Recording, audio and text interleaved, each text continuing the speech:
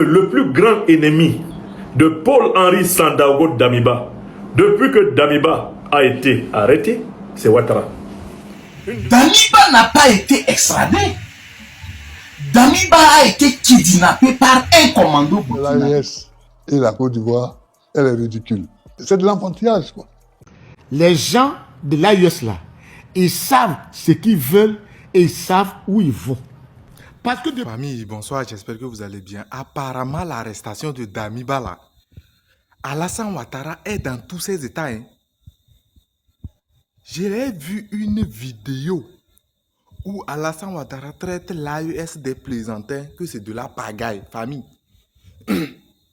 L'arrestation de Damiba là, ça l'a tellement traumatisé au point où il ne sait même plus ce qu'il fait. Hein. Là où Alassane Ouattara est à l'heure actuelle là, c'est chaud sur lui, famille, c'est pas de la blague. C'est pas de la blague. Vous pouvez même constater ça, les plateaux télé, les journalistes, toutes personnes en Côte d'Ivoire sont mobilisées contre l'AES, comme si quelque chose qui se passe en AES était pour eux au fait. Moi je ne comprends plus. Quelque chose qui se passe au Burkina Faso, vous, votre problème dedans, c'est quoi? Jusqu'à votre président se lève pour aller dans une interview dénigrer l'AES. Famille, on peut faire ça? Alassane Ouattara a perdu carrément la tête. Hein. Il ne sait pas dans quoi il est. Il ne sait même plus dans quoi il est. Famille, écoutez la vidéo là avec moi. Dites-moi ce que vous en pensez. C'est vraiment chaud sur lui. Très chaud. Vous serez choqués. C'est parti. L'AES.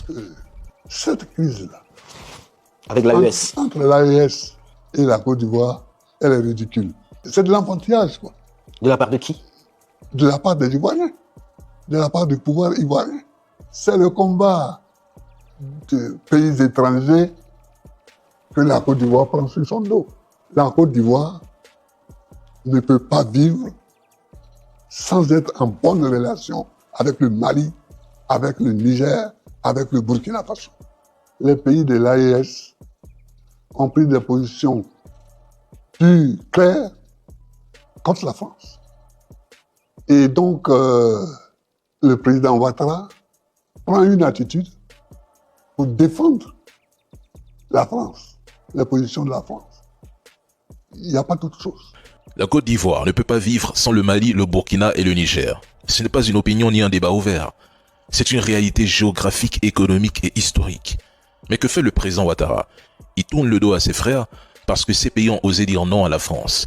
Ils ont osé dire non à la tutelle, non à la présence militaire étrangère, non à cette domination économique qui vidait leurs richesses pendant qu'on applaudissait les discours de pareil. Alors oui, le président Laurent... Voilà les raisons pour lesquelles je vous dis que le plus grand ennemi de Paul-Henri Sandaogo Damiba, depuis que Damiba a été arrêté, c'est Ouattara. Une deuxième et dernière fois, le plus grand ennemi de Paul-Henri Sandaogo Damiba, depuis que Damiba a été arrêté, c'est Ouattara. Une dernière fois, le plus grand ennemi de Paul-Henri Sandaogo Damiba, depuis que Damiba a été arrêté, c'est Ouattara Draman. Car Damiba est un sac de paroles qui peuvent ébranler la Ouattari, ébranler la France-Afrique. Voilà pourquoi il faut veiller à sa sécurité et le mettre dans les conditions de sa locacité, de sa prolixité. C'est ce que je voulais vous expliquer, mes chers amis. C'est ce que je voulais vous expliquer. J'espère avoir éclairé votre lanterne dans cette affaire. Et donc, ça tremble hein, de Paris à Abidjan. Ça tremble dans toute la CEDEAO. Hein. Qu'est-ce qu'il va dire? Qui va-t-il balancer? Quelles sont les preuves qu'il va mobiliser? Parce que Damiba n'a sûrement pas manqué de planquer des preuves. Et l'un des syndromes du condamné, c'est le syndrome du « je ne vais pas mourir seul ». Surtout le condamné renégat. Il n'aime pas mourir seul, les renégats. Donc, attendons-nous à ce que à Ouaga, eh bien, pour ainsi dire, à la Bidjanaise, le cul de Ouattara soit dehors. Attendons-nous à ce qu'à Abidjan, le cul de Ouattara soit dehors. À Ouagadougou, à Abidjan, ça va sortir comme ça sort. Et voici donc le commencement, eh bien, d'une dégringolade inexorable. car désormais, ce n'est plus la CEDEAO qui est à l'initiative de l'action en Afrique de l'Ouest. Ce n'est pas la CEDEAO qui est à l'initiative, c'est qui? C'est l'AES. C'est l'AES qui est maintenant le moteur de l'histoire. Merci. Macron, c'est ado. C'est ado. Ils ont livré le bon petit. Ils ont livré le bon petit à Ibrahim Traoré. Mais Alassane, mais je croyais avoir compris que vous étiez capable d'empêcher cela. Hein? Vous aviez quand même laissé entendre que vous aviez la main sur l'eau. Mais qu'est-ce qui s'est passé, Alassane? Mais tu sais, Macron, tu es mon ami. J'ai pas d'amis. Ça perd l'hypopète. J'ai pas d'amis, moi. J'ai pas d'amis. Mais tu es mon ami, pardon, il faut me protéger parce que quand ça commence comme ça... J'ai pas d'amis. Je t'ai dit que j'ai pas d'amis. J'ai pas d'amis. Wow! Actuellement, là, si tu as un œuf cru, tu mets ça sous le nez de Ouattara comme ça cuit. Au nom de Dieu. Tu mets l'œuf ici, au bord de ses narines, là. La température de l'air qui sort de ses narines, ça fout l'œil. Il est fâché. Fâché. Fâché. Au point même qu'on peut... Peut-être qu'il va faire une grève de la faim. Tellement il est fâché. C'est pas possible.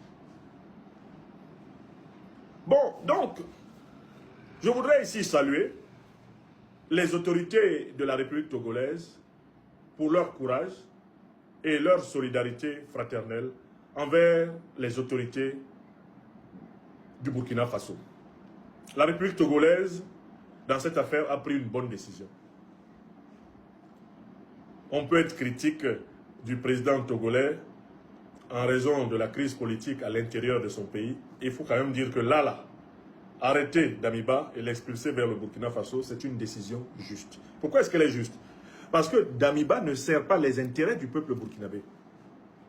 C'est un agent militaire au service des intérêts du néocolonialisme français.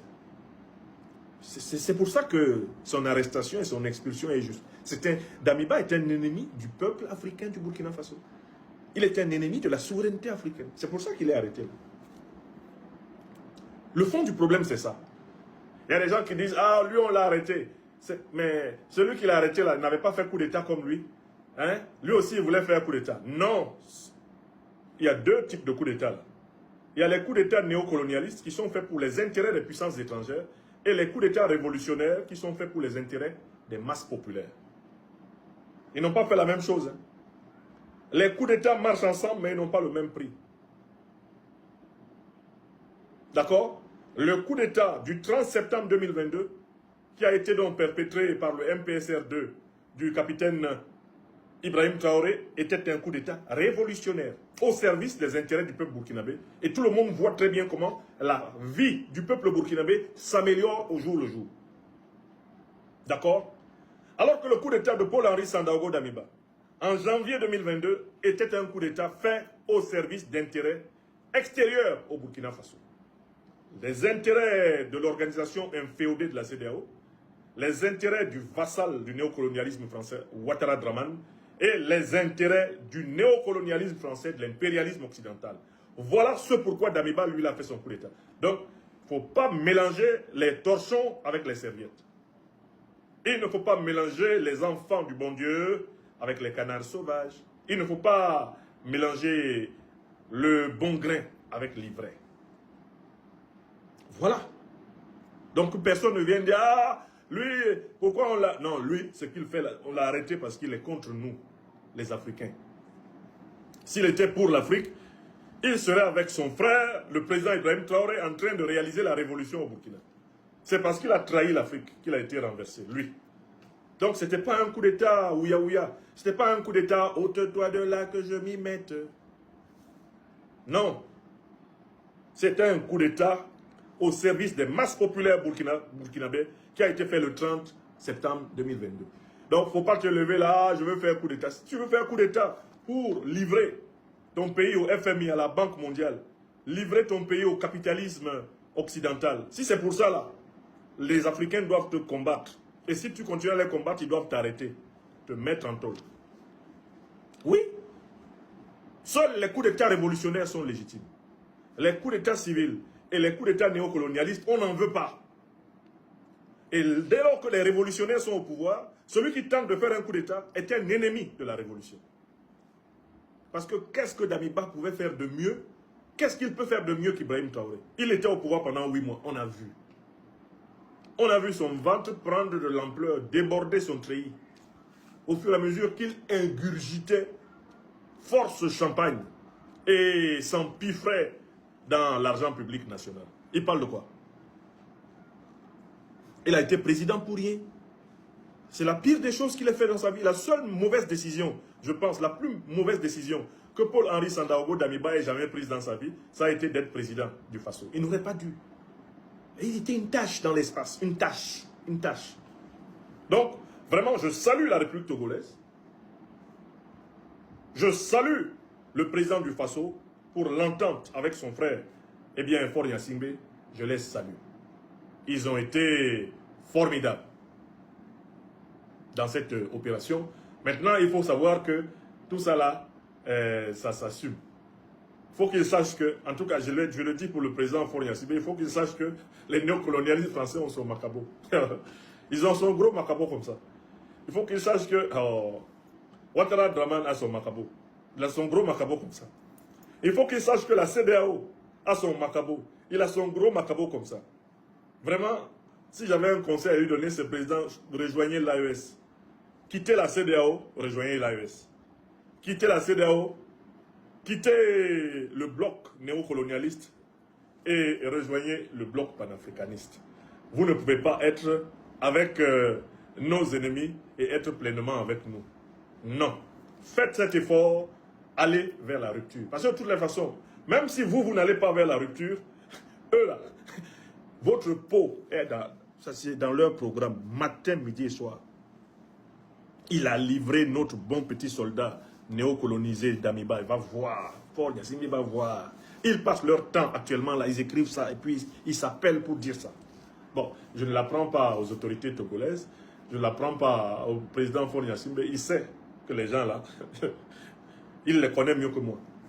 Donc, mais je le rappelle ici, la clarification de la politique africaine, c'est qu'il faut choisir entre le néocolonialisme et le panafricanisme.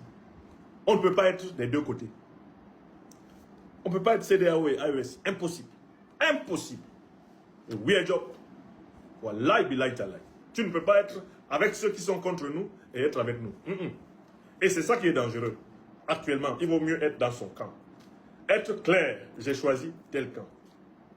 Et cette clarification est d'autant plus nécessaire que les néocolonialistes sont des rancuniers notoires, des gros rancuniers. Les néocolonialistes ne pardonnent rien à personne, rien. Donc, quand tu as choisi de les affronter, assume. N'espère pas d'eux qu'ils te fassent un cadeau. Ils sont mauvais. Ils sont mauvais. Ils sont mauvais. À bébot, comme on dit dans ma langue, le bassa. Betangi, on dit à Mandem du Cameroun. Ce sont des gens mauvais. Ils sont la mauvaiseté ontologiquement incarnée. Très mauvais.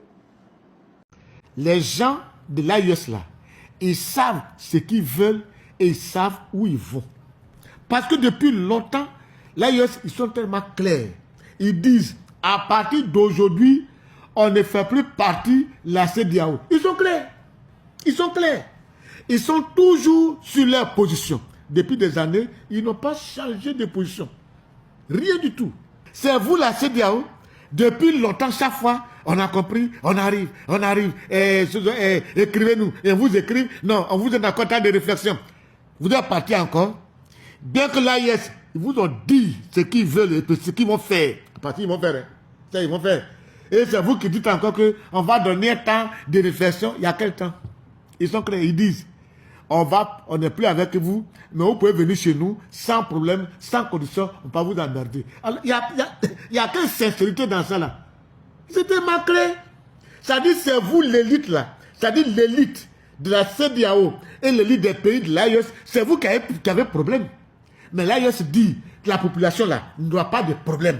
Et ce qu'ils ont pris comme décision, c'est entre vous l'élite. Mais la population là, population de CEDEAO, population de l'AES, chacun est libre d'aller là où il veut, faire son commerce comme il veut, il n'aura rien. Moi je pense que ce qu'ils devaient dire là, ils ont dit. Maintenant quand ils vous ont dit là, vous avez senti ça. Le Bénin avait parti talon. Vous avez vu leur position et ils sont comme ça, ils ont été clairs. Et ils vous ont dit, d'abord, ils ne sont même pas partis, Parti talon n'est pas parti à Abuja à cette rencontre de la CEDEAO. Il a fait partie son ministre qui vous a dit le Bénin va s'aligner à la décision de la CEDEAO, mais le Bénin va maintenir toujours ses rapports avec les pays de l'AES. Ils sont très clairs. Ça veut dire que même au niveau de la CEDEAO, là, vous n'êtes pas soudés. C'est pour ça qu'on trouve que c'est une structure qui est légère, c'est une structure qui n'a pas sa raison d'être, c'est une structure qui ne pèse pas. C'est pour ça que quand vous prenez des décisions, ça n'aboutit pas. Parce que les gens vous connaissent et déjà commencent à vous maîtriser. L'AES est clair. Vos gens peuvent venir chez nous sans condition, sans visa, ni rien. Ils peuvent faire du commerce, on peut circuler, vos voitures peuvent circuler, les buts de fer peuvent circuler comme ils veulent, il n'y aura pas de problème. Mais ça dit si vous, les gens de la CEDEAO, vous empêchez les gens de l'AES, la population de l'AES, c'est-à-dire du Burkina, du Mali et du Niger, de venir chez vous, et qu'ils ont constaté, ils vont prendre d'autres mesures pour dire, bon, on vous avait dit que les buts de fer là, ils pourraient venir chez nous sans visa, sans plaque de l'AES, ils peuvent faire ce qu'ils veulent, faire leur commerce. Maintenant, quand vous dites que nous, on ne doit pas venir chez vous, eux aussi, les gens qui sont comme les buts de fer, c'est-à-dire les gens qui sortent de la CEDEAO là, aussi, ils ne viennent pas chez nous. Ça, vous avez ça dans vos gorges. C'est dans vos gorges. Vous avez entendu. Damiba n'a pas été extradé. Damiba a été kidnappé par un commando burkinabé en complicité avec Faure Gnassingbé. Parce que l'extradition suit des procédures administratives et des procédures juridiques. Mais nous, les Togolais, nous savons pertinemment qu'aujourd'hui, aucune institution ne fonctionne au Togo. Quelques officiers supérieurs ont décidé à ce que le peuple togolais accepte les désirs juridiques, économiques, politiques et militaires de Faure Gnassingbé au détriment de la loi fondamentale, ou au détriment de nos principes démocratiques. C'est-à-dire aujourd'hui, tout ce que Faure Gnassingbé décide, c'est ce que quelques officiers supérieurs estiment que nous devons suivre. Même si ça ne respecte pas les pactes internationaux, même si ça ne respecte pas. Alors famille, merci de l'avoir suivi. J'espère que vous avez compris et que la vidéo vous a plu. N'oubliez pas de vous abonner, de liker, de partager. On se dit à la prochaine pour une nouvelle vidéo. Bye.